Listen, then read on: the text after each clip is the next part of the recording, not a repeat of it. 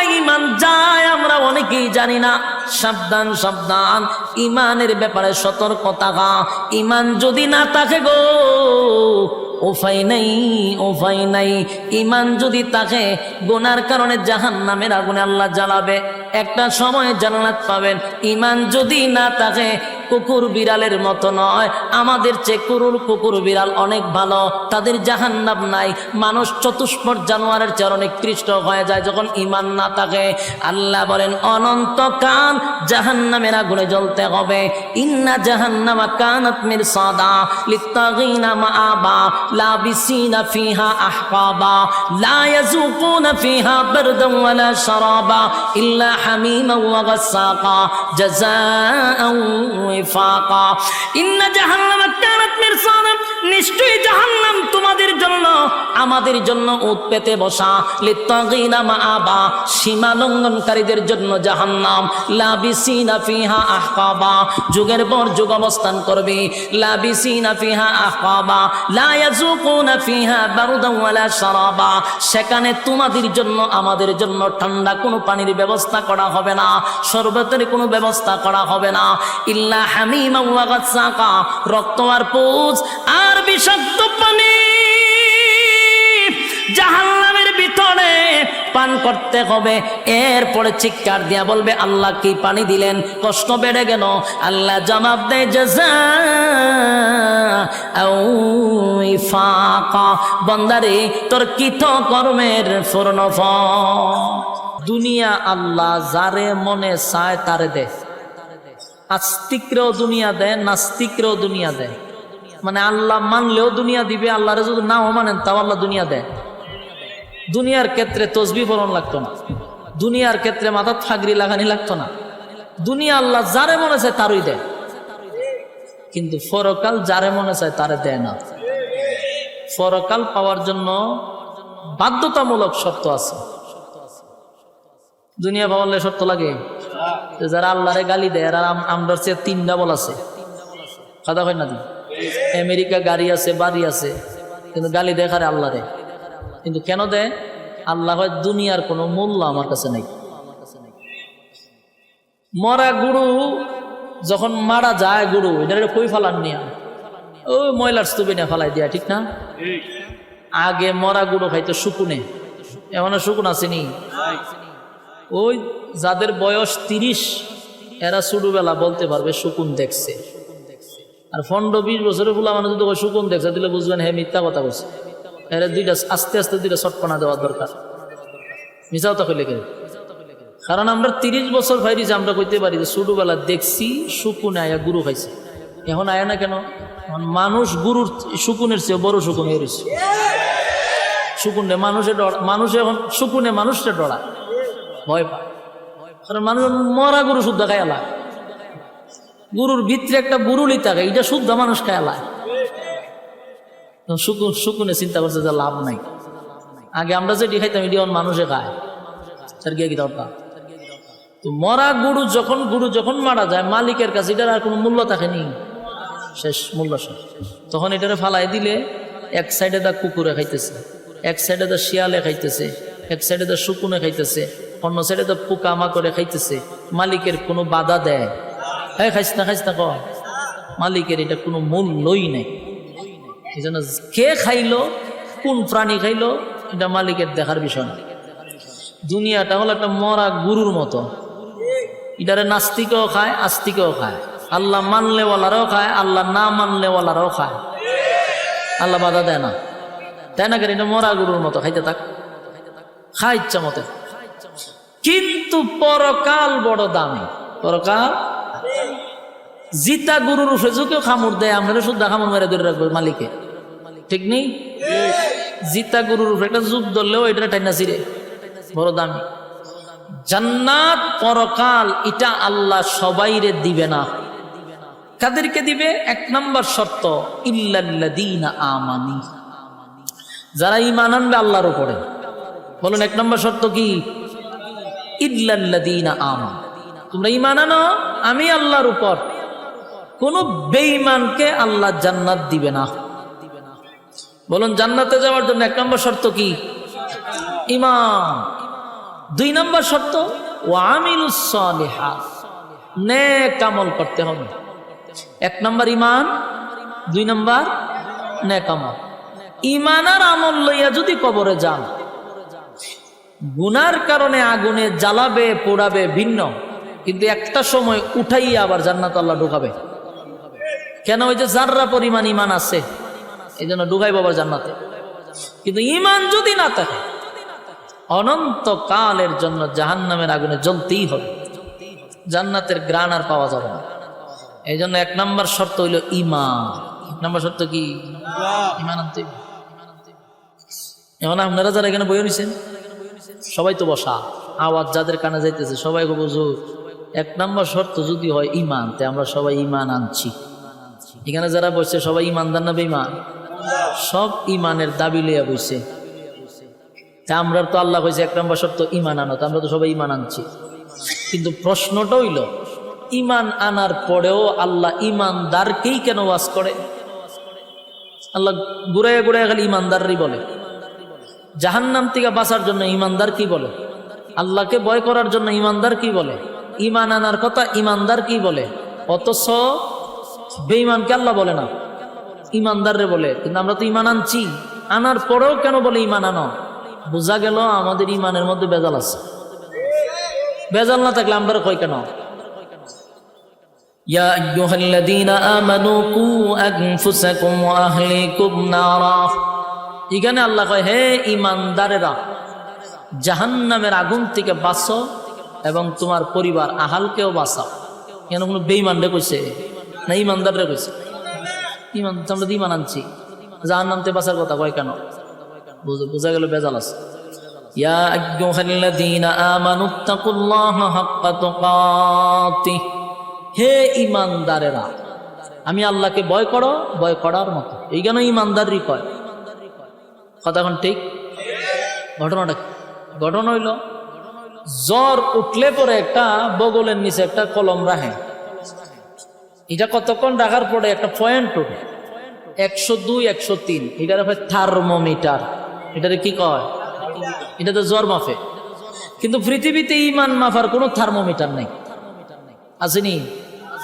ইমান মাপার থার্মোমিটার না থাকার কারণে একটা লোকরে আমরা ডাইরেক্ট বেঈমান বলতে পারি না, কারণ আমি তো মাপছি না।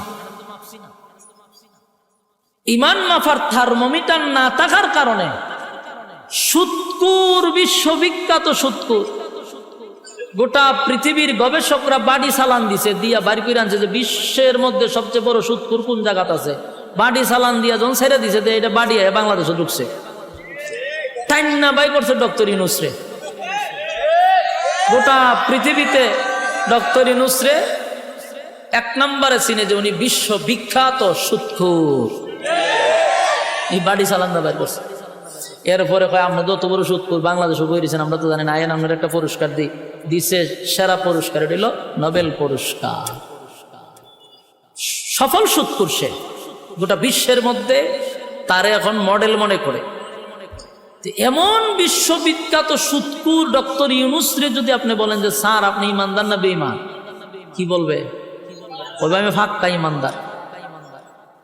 বেঈমান কইতো না জীবন। বেনামাজিরও যদি জিগান আপনি ইমানদার না বেঈমান, কইবে আমি ফাক্কা ইমানদার। জেনাকুরও যদি জিগান হেও কয় ইমানদার। হ্যাঁ, লম্পট বদমাশগুলি সবগুলি কয় আমরা ইমানদার। আমার প্রশ্ন হলো, ওই যে থার্মোমিটার না থাকার কারণে সুৎকুরেও হয় ইমানদার, ঘুষ করেও হয় ইমানদার, বেনামাজিও হয় ইমানদার, বেফরদাওয়ালাও হয় ইমানদার, আল্লাহ সরাসরি মানে কিন্তু আল্লাহর আইন কানুন মানে না এমন লোকও হয় আমি ইমানদার। কেন? ওই যে থার্মোমিটার নাই। কিন্তু আল্লাহর কাছে থার্মোমিটার আসেনি। আল্লাহর থার্মোমিটারে আমরা ধরা পড়ি। ধরা পড়ার কারণে আল্লাহ বারবার ইঙ্গিত দেয়া ভাই ইমানদারের দলগল ইমানান।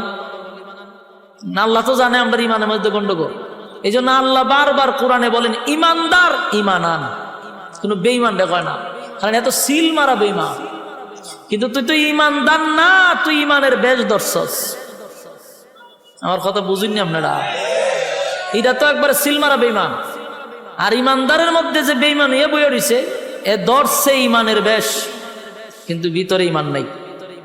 এটা তো মানুষের থার্মোমিটার দিয়ে বের করতে না। এই জন্য আল্লাহ বারবার কোরআনে বলতেছে, হে ইমানদার ঈমান আন, হে ইমানদার ঈমান আন। কারণ ইমানদারকে বলার উদ্দেশ্য হলো ভিতরে গন্ডগোল আছে, পরিপূর্ণভাবে ঈমান আনতে হবে। কথা কি ক্লিয়ার বুঝতেছেন? ঈমান আর আমল লইয়া যদি আপনি কবরে যাইতে পারেন, আল্লাহ বলেন যদি গুনাহ হয় এর বিনিময়ে জাহান্নামে যাইতে হবে। ফিডা একটা খাইতে দিব, জনমের মাইটটার খাওয়ার পরে থুইল্লা আবার জান্নাতে ঢোকাবে। ওই যে ঈমানের গুণে। হাসরের মাঠে দল হইব দুইটা, একটা ডানপন্থী একটা বামপন্থী। দুনিয়াতে ডানপন্থী বামপন্থী আসেনি? আছে আছে। জান্নাতে এই হাসরের মাঠে দুই দল, একটা ডানপন্থী একটা বামপন্থী। ডানপন্থী যারা ইল্লা আসহাবাল ইয়ামিন, আসহাবে ইয়ামিনদেরকে আল্লাহ ডান হাতে আমল নামা দিয়া বিনা হিসাবে জান্নাত দিব। বিনা হিসাব, হিসাব নিবে না। প্রশ্ন হলে হিসাব নিবে না কেন? কারণ আল্লাহ যাদেরকে জান্নাত দিবে এদের কারো কাছ থেকে হিসাব নিবে না। কারণ হিসাব নিতে গেলে ধরা পড়ে যাবে, হিসাব নিতে গেলে ধরা পড়ে যাবে। এই জন্য যাদেরকে আল্লাহ জান্নাত দিবে এটা বিনা হিসাবে দিবে। তো যারা ডান হাতে আমল নামা পাবে এদের তো খুশির কোনো অভাব নাই, আনন্দের সুরেরা লাফাইতে থাকবে। ডান হাতে আমল নামা পাইছে, এত খুশি, খালি লাফায় খালি লাফায়। ইল্লা আসহাবাল ইয়ামিন, যারা ডানপন্থী, ডানপন্থীদের আমল দিবে ডান হাত, খুশিতে লাফাইব। আল্লাহ জিগে লাফাস কেন? আনন্দে লাফাই। আল্লাহ বলেন জান্নাতের ভিতরে অসংখ্য অগণিত নিয়ামত রাখছে। এই ডুববার আগে দিন আসস, ভিতরে তখন গেছো তুই শোন, জান্নাতে ঢোকার আগেই তোদেরকে কিছু স্পেশাল নিয়ামত দিব, যেই নিয়ামত দুনিয়াতে কেউ চাইলে আল্লাহ দিবে না। আমার কথা কি বিরক্ত হইতেছে? যদি ভূমিকা না বুঝেন তো সামনের ওয়াজ কেমনে বুঝবেন? আমি আপনারা জায়গা পর্যন্ত নিতে গেলে আমার এই ভূমিকাটাকে বুঝতে হবে, এরপরে জায়গাত যাইতে হবে। ডাইরেক্ট জায়গাত যাবো কেমনে? ভূমিকা বুঝতে হবে, মনোযোগ দিয়ে শুনে। দুনিয়াতে এমন কিছু নিয়ামত আছে যা মানুষ চাইলে কোনো দিন আল্লাহ দিবে না, আর আমরা পাবো না। এমনকি নবী রাসূলগণ চাইলে আল্লাহ দিবে না। আমার কথা বুঝতেছেন? এমন কিছু নিয়ামত আছে যেটা জানি আমরা পাবো না, কিন্তু এখানে যারা বসা আমি সহ প্রতিদিন আমরা মনে মনে এটাই চাই, কিন্তু আমরা এটাও জানি যেটা পাবো না। কিন্তু মিছামিছি কাল্পনিকভাবে আমরা আল্লাহর কাছে এটা চাই, কিন্তু আল্লাহ দিবে না, এটা আমরা জানি। নবী রাসূলই দিছেন, আমরা দিব করতে গেলে। কিন্তু এমন একটা মানুষ নাই যেটা প্রতিদিন মনে মনে চায় না। এমন কিছু নিয়ামত আছে, বড় আশ্চর্যের ব্যাপার না? যে জানি আমরা আল্লাহ দিবে না, তা আমরা চাই কেন? এটা অটোমেটিক চাই। এর এক নাম্বার নিয়ামত হলো কেউ মরতে চায় না। কতক্ষণ না দি? কেউ মরতে চায়, আমি চাই, জীবনও চাই না। আপনিও চান না, আমিও চাই না। কেউ মরতে চায় না, কিন্তু মরতে হবে। কতক্ষণ? মরতে চায়, মরতে নবীরাও যুদ্ধ, আল্লাহ আমার মরণ দিয়ে না কবলিত। আপনি আমি যুদ্ধ বলি গিয়ে মক্কার সামনে গিয়ে খানায় খাওয়ার যুদ্ধ, আল্লাহ আমার মরণ দিয়ে না, মরণ দিয়ে না, মরণ দিয়ে না, মরণ দিয়ে না, হারা জীবনে যুদ্ধ করি কবলিব নি। তিনি এটা জানি আমরা জিন্দিগিতে পাইতাম না, কিন্তু প্রতিটা মানুষ কালে যদি কারো বার্ত না মরতাম। কেউ মরতে চায়, এই নিয়ামত দুনিয়াতে কেউ পাবে না, আমরা জানি। এরপরে মনে মনে চাই, মরতে চাই না। আল্লাহ কয় জান্নাতে ঢুকার সাথে সাথে নিয়ামত ফ্রি, আর কোনোদিন মরবি না। সুবহানাল্লাহ। জানি জান্নাতে কি নাই? মরণ নামক বস্তুটারে মেরে নেব। মরণ নামক বস্তুটারে আল্লাহ জবাই করব জান্নাতীদের সামনে, যে আজকের থেকে অনন্ত কালের জন্য তোরা বসবাস কর, আর মরণ নেই। সুবহানাল্লাহ। এক নাম্বার মরণ নাই। এক নাম্বার কি নাই? জান্নাতের ভিতরে, জাহান্নামের ভিতরে মরণ নাই। বুঝিনি বালা? জাহান্নামের ভিতরেও মরণ নাই। জান্নাতের ভিতরে যেমন নাই, জাহান্নামের ভিতরে নাই, মরণ নাই। এক নাম্বার হলো মরণ নাই। দুনিয়াতে যদি কেউ চায়, বলুন এটা আল্লাহ দিবে? কেউ পাবে? এই নবী রাসূল যদি আল্লাহর দরবারে দরখাস্ত করত, মালিক আমাদেরকে মরণ দিয়েন না।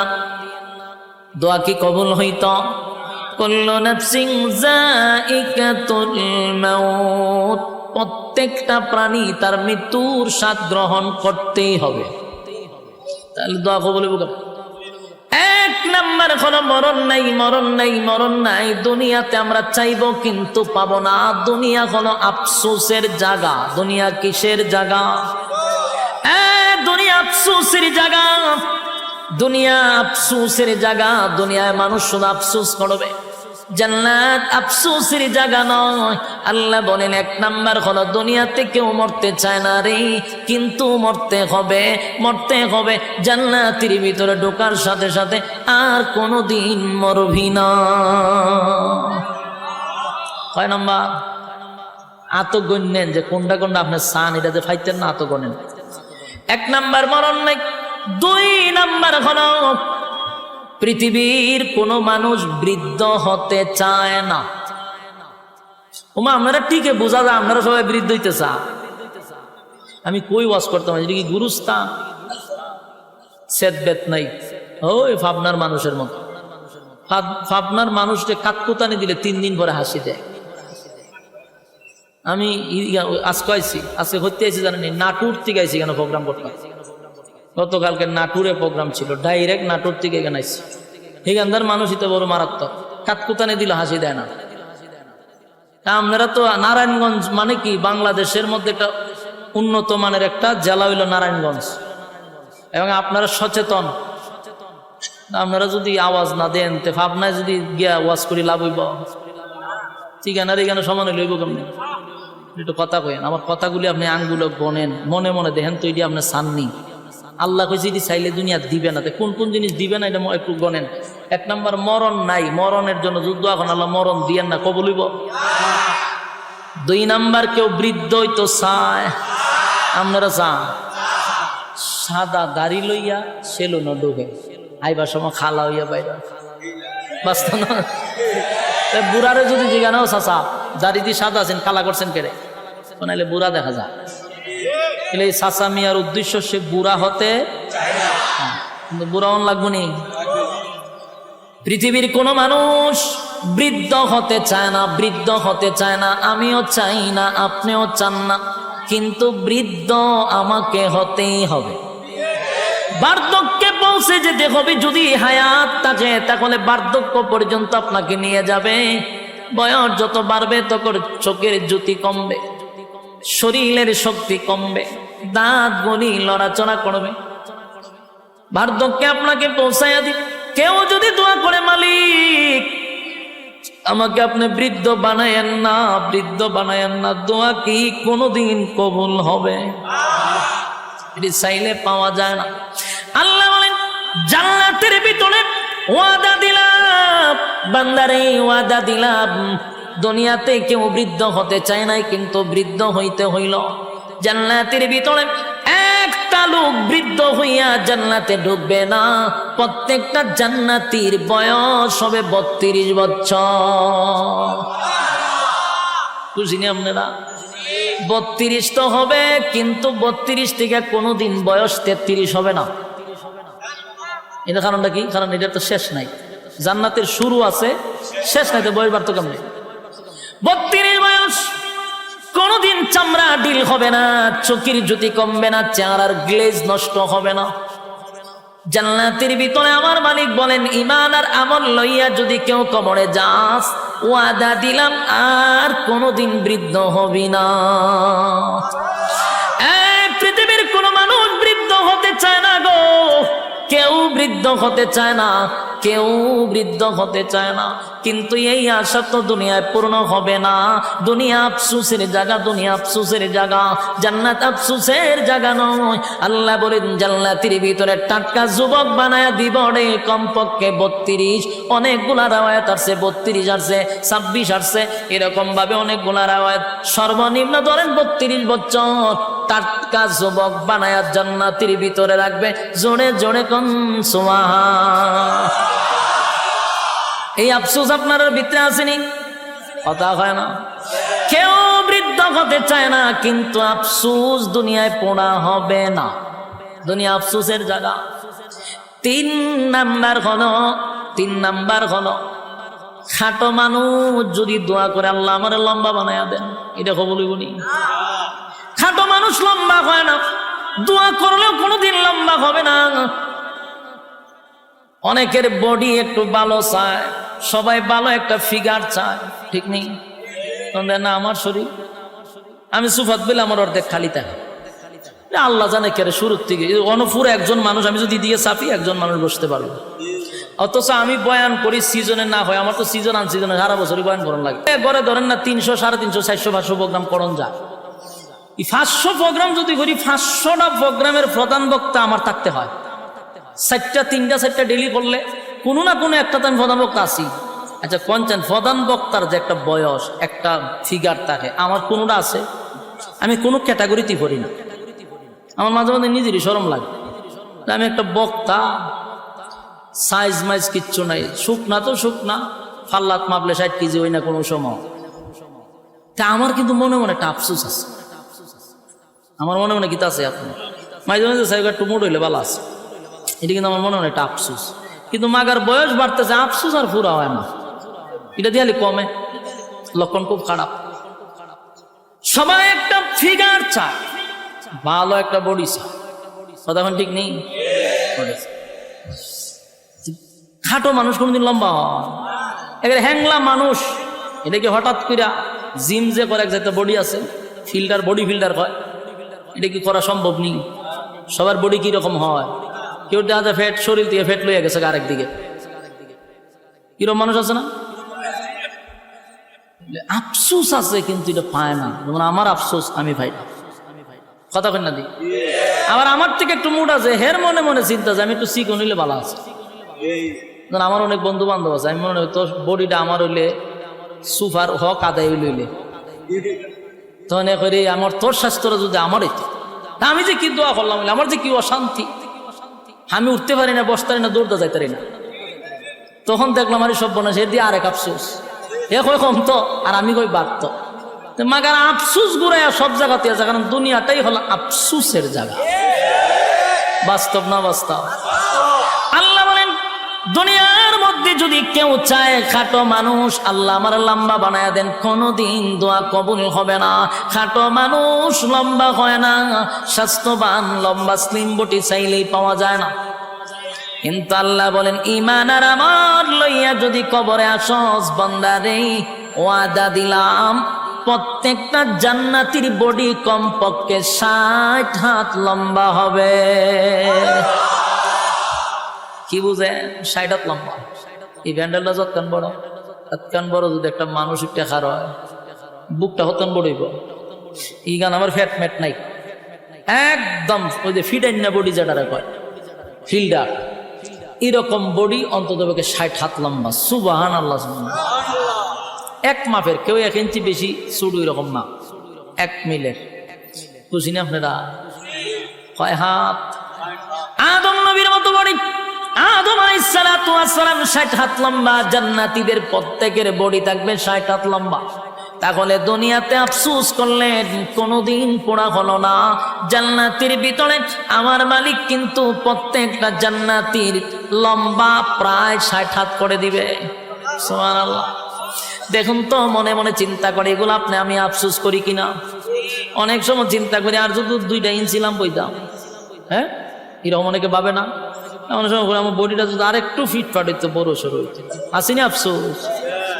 দুনিয়ায় কোনোদিন পোড়া হবে না, কোনোদিন পোড়া হবে না যদি সারাদিন দোয়া করেন আল্লাহ আমি 5 ফুট আমার 7 ফুট বানায়া দেন। এই দোয়া কি কোনোদিন কবুল হইব?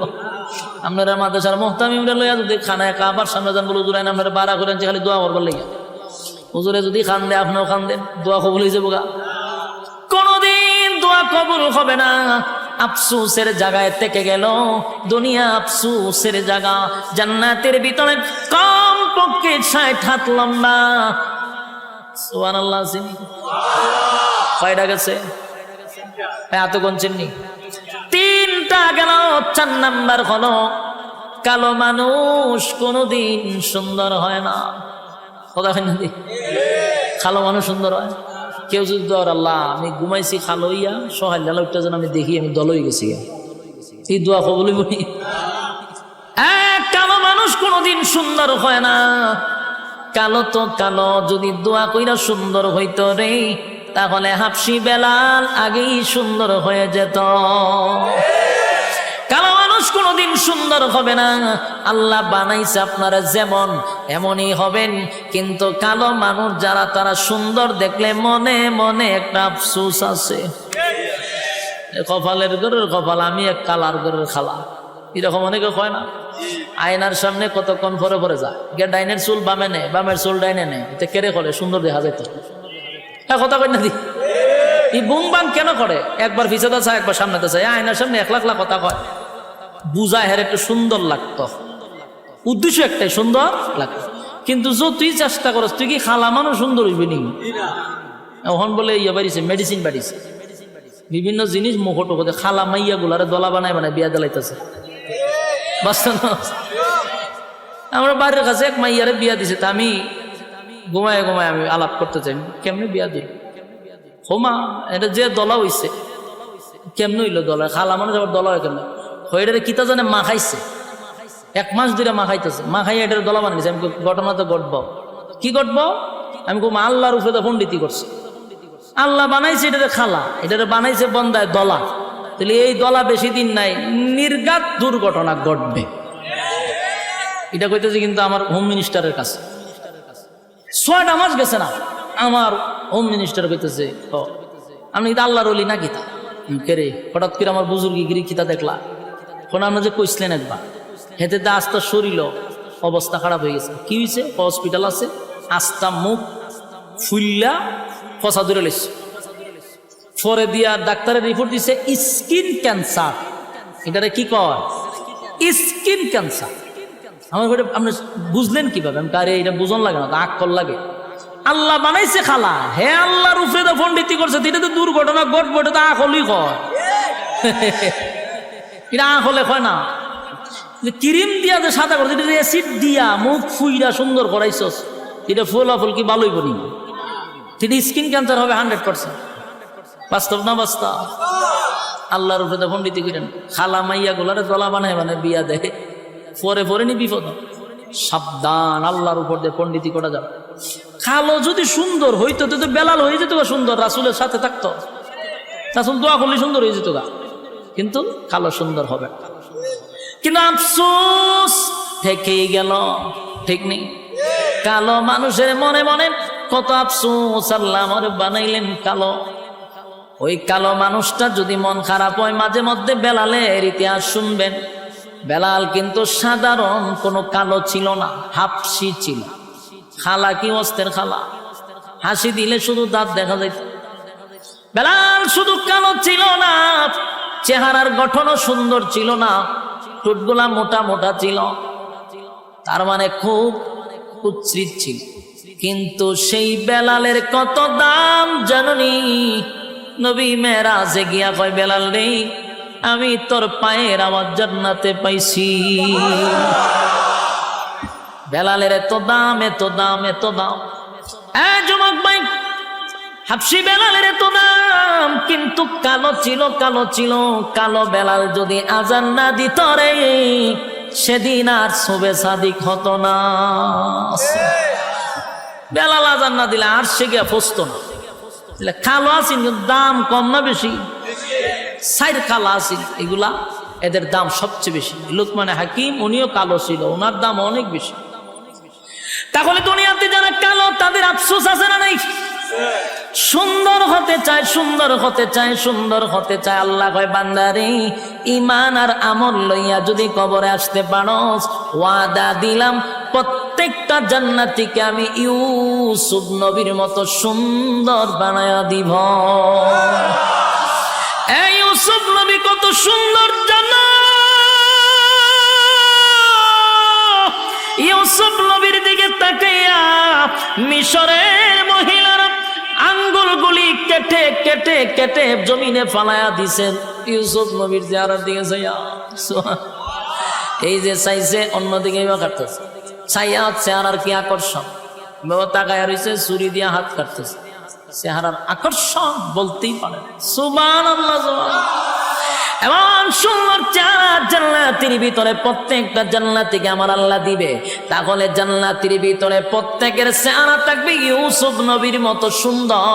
আল্লাহ অর্ধেক পৃথিবীর সৌন্দর্য ইউসুফ নবীর দিয়া দিছে। খুশি নি আপনারা? জান্নাতের ভিতরে আফসোস থাকবে না। দুনিয়া আফসোসের জায়গা, দুনিয়া আফসোসের জায়গা, দুনিয়া আফসোসের জায়গা, জান্নাত আফসোসের জায়গা না। প্রত্যেকের চেহারা হবে ইউসুফ নবীর মতো। কয় নাম্বার হইছে?